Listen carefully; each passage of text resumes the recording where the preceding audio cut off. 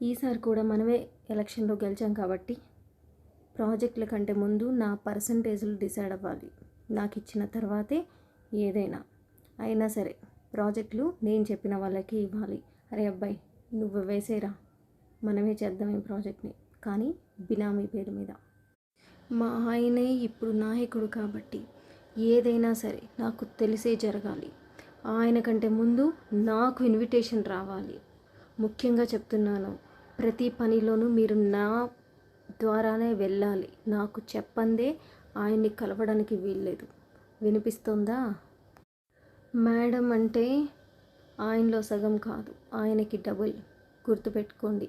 నాకు నచ్చితేనే పదవులు ఇస్తాను, ప్రాజెక్టులు ఇస్తాను. మైండ్లో పెట్టుకోండి. డబ్బులు ఇచ్చి గెలిచాము ఇక్కడ.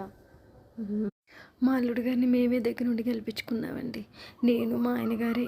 ఆయన కోసం ప్రతి ఎలక్షన్కి ఆ బూత్ దగ్గరికి వెళ్ళి అన్ని ఓట్లు మేము వేసుకొని వచ్చాం. ఏం చేస్తాం, మా అల్లుడు కోసం ఆ మాత్రం చేయలేదా ఏంటి? ఇది మా కుటుంబ విజయం అండి. మా అల్లుడు గారు గెలిస్తే మేము గెలిచినట్టు కాదా ఏంటి? నా కొడుకు గెలిస్తే వీళ్ళు డబ్బాలు కొట్టేసుకుంటున్నారేంటి? అయినా అయినా నేను వాడు పుట్టడమే నాయకుడిలాగా పుట్టాడు. నేను అలా పెంచాను కూడాను. మధ్యలో వీళ్ళ గొప్ప ఏంటో నాకు ఇప్పటికీ అర్థం కావట్లేదు. డాడీ మీరు మళ్ళీ గెలిచారు కాబట్టి మీ అల్లుడు గారికి స్టేట్లోనే పెద్ద పోస్ట్ ఇప్పించేసేయండి. ఆ చిన్న కుర్చీలో చిన్న పోస్ట్లో కూర్చోలేకపోతున్నారంట. డాడీ మనము ఈసారి కూడా గెలిచేసాం కాబట్టి ఆ ఆఫీస్ వర్కులు అవన్నీ కూడా నువ్వు చూసుకోనానా.